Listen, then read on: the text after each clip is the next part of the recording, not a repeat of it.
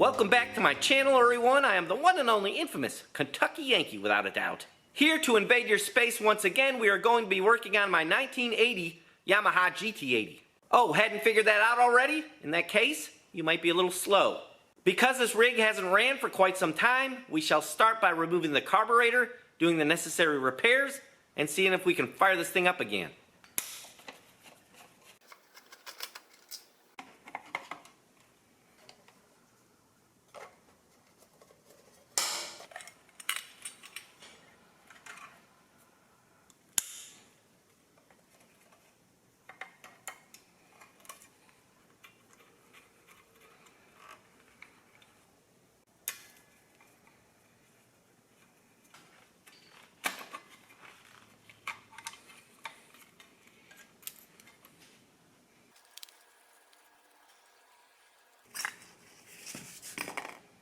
White and chalky already from ethanol fuel. This bike has always been a pain in the butt because fuel's always leaked out of it. Part of the reason is this dented float, I think, and I'm going to put a new needle and seat in there. It would be impossible for me to be more disappointed. The parts I ordered, and they are all Yamaha parts, do not match my carburetor. I either have the wrong carburetor or wrong parts or something went wrong. I will cry myself to sleep on my own time. I will not burden you folks with that on this YouTube video. Two very different floats, but I am in desperate need of a new float.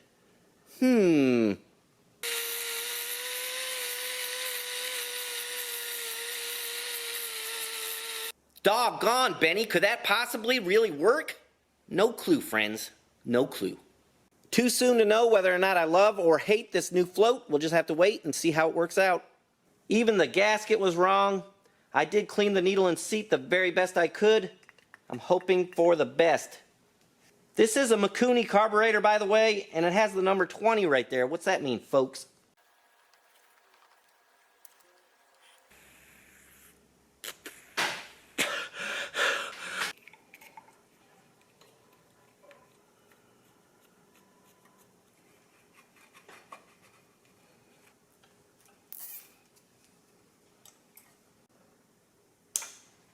Nice new petcock. The old one always leaked. This one is from Japan.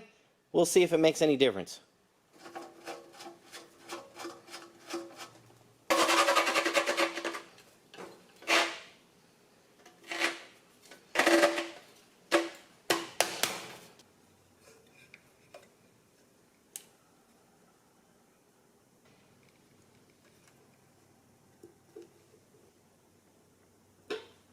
I did clean the petrol tank out for a second time, and the reason for that was just to kind of get the rest of the little bit of rust and sediment out of there. Let's fill it with gas and see if it leaks. No leak from the petcock, that's a good sign. Flip her on. Now let's check the carburetors. Will it leak right off? You never know with a freshly put together carburetor, so I'll tap it to make sure that the float seats good.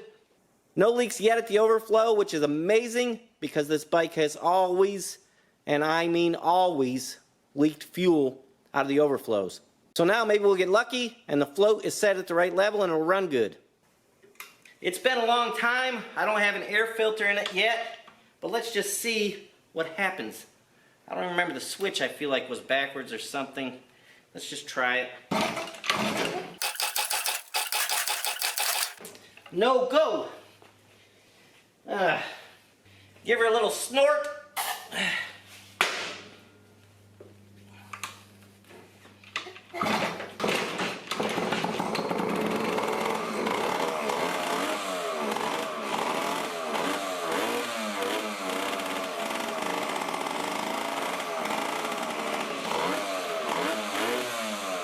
This does in fact please the Benny. It makes me want to continue my journey with this motorbike.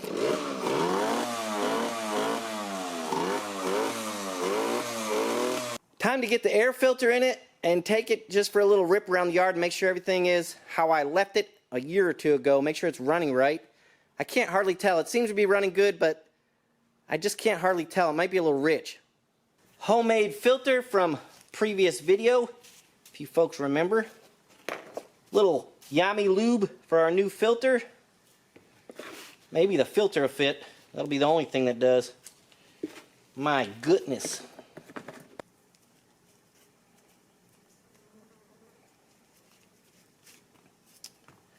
Beautiful.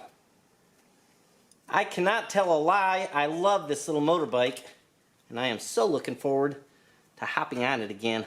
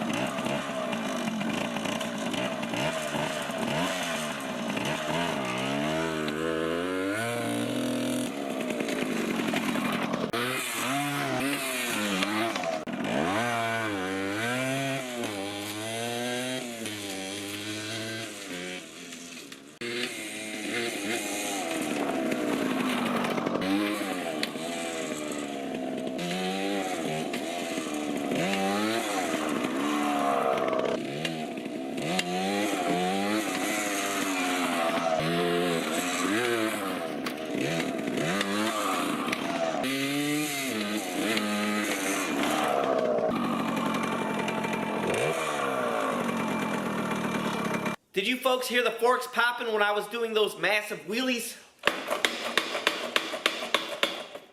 That's something that's going to need to be addressed. Speedo doesn't work.